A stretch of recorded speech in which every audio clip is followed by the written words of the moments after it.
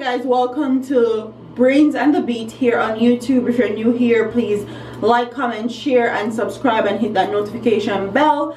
And if you are oldie but goodie, thank you for staying tuned to your girl. So one of my subscribers asked me to do a roundup of all the returning residents that have died in Jamaica for the year of 2018 and how they died and what were the allegations and everything, and just round it up, because as you guys know, one returning resident have been murdered in Jamaica for the year of 2018. So that's one returning resident every month. So let's start from the beginning, and we're going to start from the top, the newest occurrence, basically the one that's fresh in our minds, and that is Karen Clearly.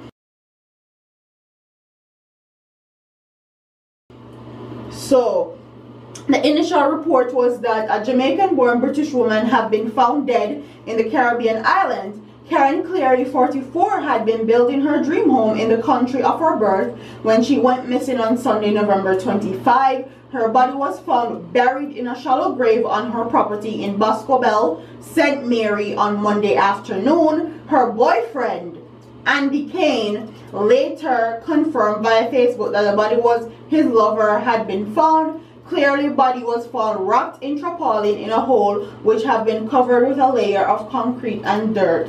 A post-mortem will be done to determine the cause of death. And as you guys know, she was caught in the middle of a love triangle. Okay, she had a boyfriend called Andy Kane. She was also married to another man that's called Brown. I can't remember his first name. And then you have the caretaker, which people allege that she was actually with, because they seen her out in public showing PDA, and they were always together and they look like a couple. So she had a triple life basically, and I feel like that's what caught up to her, because she had a boyfriend of 13 years, she had a husband of 15 years, and then the caretaker or the person that killed her was somebody she trusted, was somebody that was actually taking care of her property when she was not in Jamaica, and he has since been arrested and charged for Karen's murder. So if you want more on that story, I'll link my video that I did and giving you guys detail about the boyfriend, the husband, and the caretaker. I'll leave that in the description box and also in the cue cards above. So if you want to see those stories, I'll link them for you guys. And next we're going to go to Barbara Finley, the photographer from UK who came up missing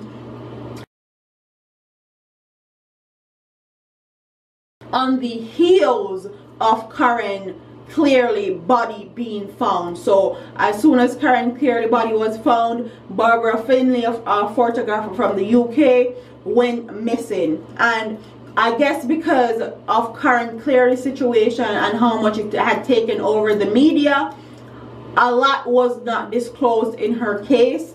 And if there's anybody in your family that actually wants to tell the story or tell any alleged information, you can contact me at brainsandthebeat@gmail.com, and I'll be more than happy to do a comprehensive video on that later on.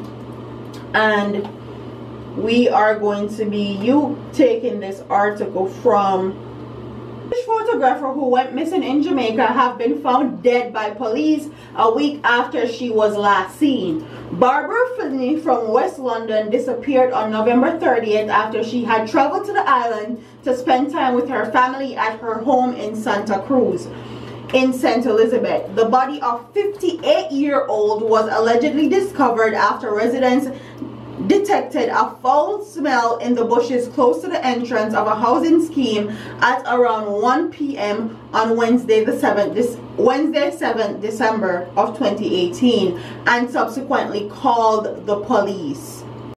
A police spokesman in St. Elizabeth said, "We suspect the decomposing body of a female found close to the Providence of Housing Scheme in Santa Cruz this afternoon may be the 58-year-old Barbara Finley of the nearby Beddells Boulevard, who went missing last week. She was visiting the island from Kensington, England According to the Times, Miss Finley had relatives in Jamaica and was said to have moved to the island 5 years ago after spending most of her life in the UK. Police in the area stated that Miss Finley had reported a threat to her life around 3 months ago. Miss Finley had been described as a photographer, designer, and stylist at her mother's house in South London. A man who identified himself as Miss Finley's brother said she had an adult daughter who lives in Britain, and the Times also responded to Norman Edwards, a cousin of Miss Finley, said that her body had been identified by a friend and said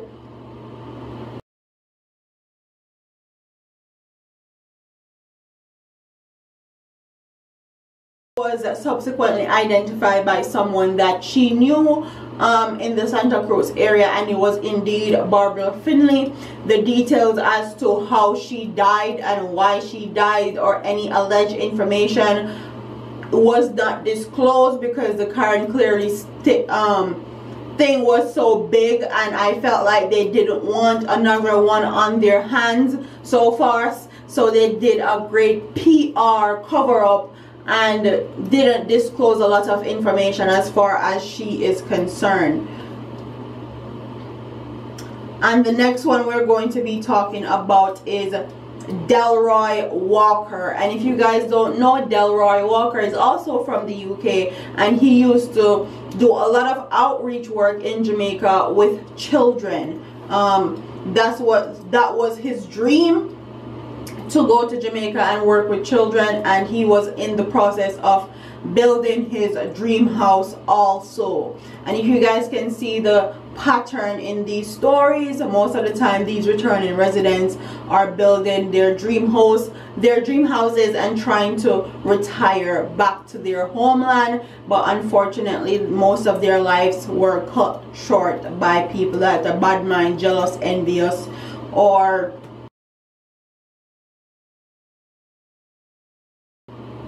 so Delroy Walker was killed based on a disagreement that he had with someone that was supposed to paint his house, and the whole disagreement was about money and how much he was supposed to pay. He agreed on a certain amount. When the person finished the job, they wanted more money, and he was saying that the job wasn't done properly, so he's not going to give them any more money. And it says the police on Wednesday said 2 men have been charged with Walker's murder after his body was found at his house in Tower Island, St. Mary on April 19th of 2018. The accused are 25-year-old Dwayne Barber and 25-year-old David Edwards, also called Ganjaman, both of Stewarttown in St. Mary. They are scheduled to appear in the St. Mary Parish Court tomorrow.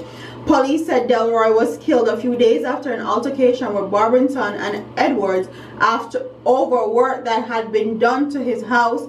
He had reportedly been dissatisfied with the work done and refused to pay the agreed amount, which fueled the dispute. Residents reportedly noticed a trail of blood leading from the house about 9:15 a.m. on April 19 and summoned the police, who found 63-year-old's body with multiple stab wounds. The former UK Kingdom resident had only returned to the country 8 months prior to his death. His wife Pauline was expected to join him in a matter of weeks. She had flown back to their South London home only days before his horrific murder. And then we're going to be talking about Charlie and Gayle Anderson, and it says a couple from Manchester have been found dead in Jamaica after retiring to the Caribbean island. Charlie and Gayle Anderson, aged 74 and 71, are believed to have been murdered. The British couple had 4 grandchildren, 1 great-grandchildren, and had been married for over 55 years. Their family say they were beginning the next chapter of their lives in Jamaica. Charlie and Gayle were pillars of the community in Manchester and Jamaica and were highly popular and loved by many. their son said in a statement issued by the Home Office. A former neighbor told the Manchester Evening News that the couple had spent several years going back and forth to the island while they built a house there before moving over permanently over a year. They were found dead on Friday in Mount Pleasant, a farming community in the island northeast Portland Parish, according to local media. Their bodies were burned and both had wounds to the face and neck. Charlie corpse was reportedly discovered close to a primary school near their home, while his wife was found at a different location. The couple had been the victim of fraud and had reported the matter to the police. Around 45 credit card transactions worth equivalent of around 45,000 euros had been made in Portland without their knowledge, being between August 2017 and May of 2018. The police have not ruled out the responsibility that the person who carried out the scam were also behind their killings. Mount Pleasant resident Jerome Hobson and a farmer said he was baffled by the murders.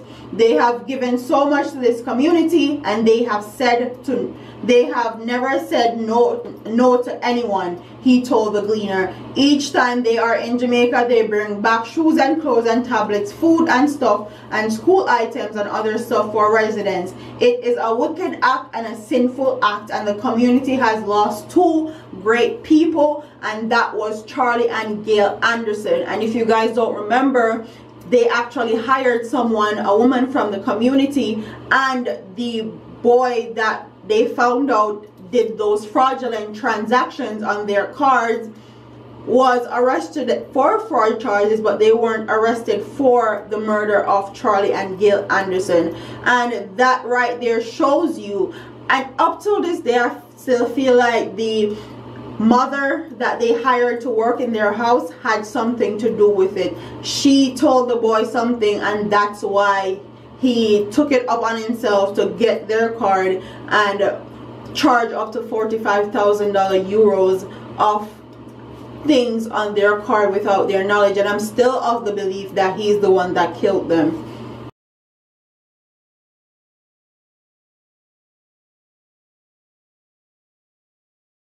Police, and then we're going to talk about attorney Louis Ferguson, also alias Neo Makiba, was found dead with a head wound inside her house in Ochorea, St. Anne on Saturday.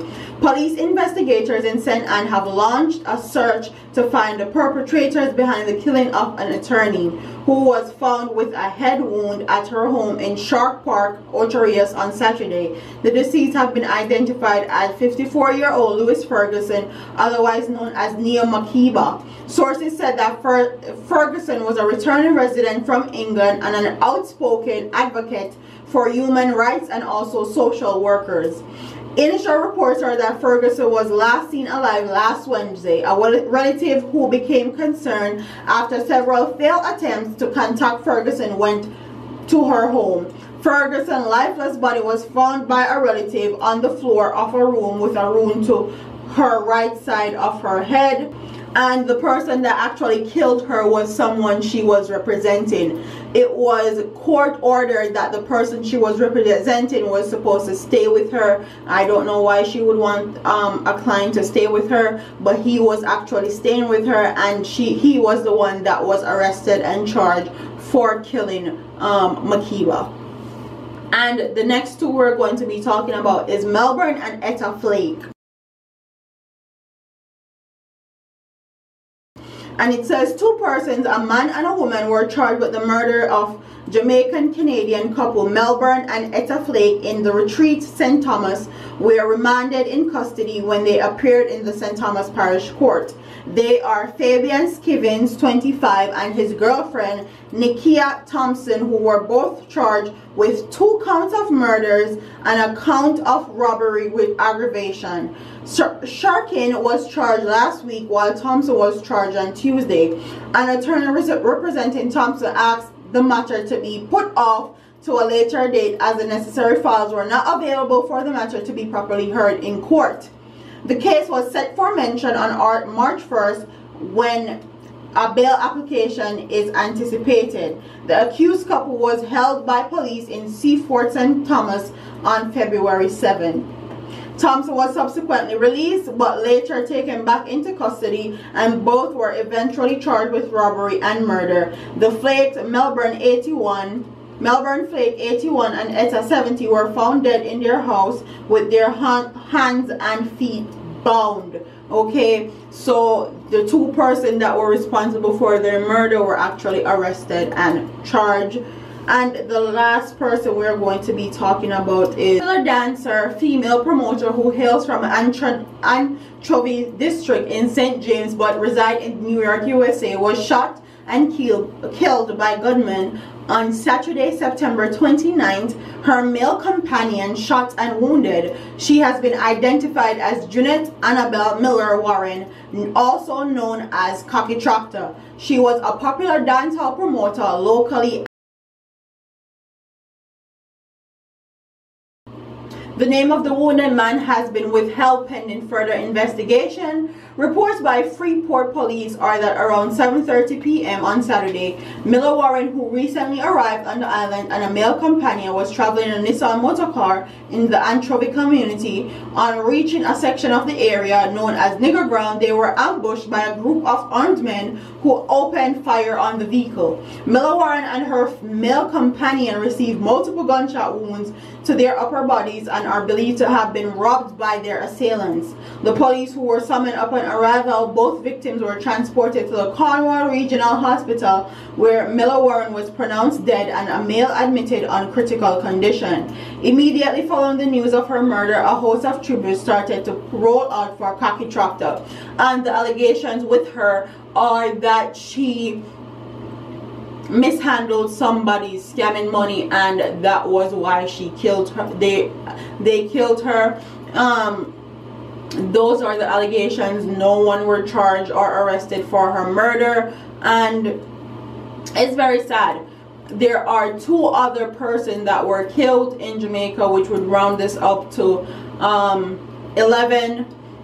I only did 9. The other two persons I couldn't find any information on.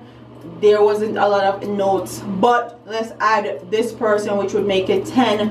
Nancy Hardy. Nancy Hardy was actually American, who had a business and a home in Whitehall, Negril, and she went missing in November of 2018, and her body was found in Hanover, and it's alleged that somebody actually stole her car and her body was wrapped up in a towel. It's very disgusting and disheartening to see that people that actually spend their hard-earned money to build their houses, build businesses, give back to their communities are killed and murdered in such gruesome and inhumanely ways. It's very, very sad, and I hope they address the issue of returning residents being killed and not just put out there that people like DJ Khaled, Jay-Z and Beyonce come to Jamaica and nothing is happening to them. They're celebrities. They have 24-hour security. They can jet out the island at any given time because they have private jets. They have people there that's yes men that are going to watch your back regardless. So don't compare returning residents that don't have those things to celebrities. They're not the same. They're not in the same category. Okay, so comment what your thoughts are in the comment section. I don't want this video to be any more longer. Like, comment, share and subscribe, and I'll see you in the next one. Deuces, and shout out to the person that actually asked me to do this video. I hope you enjoyed, and I hope it did some justice to all the persons that have died trying to go home back to their homeland in 2018. I hope they fix this issue. I hope they actually address it and stop sweeping it underneath the rug. Like, comment, share and subscribe, and I'll see you in the next one. Deuces.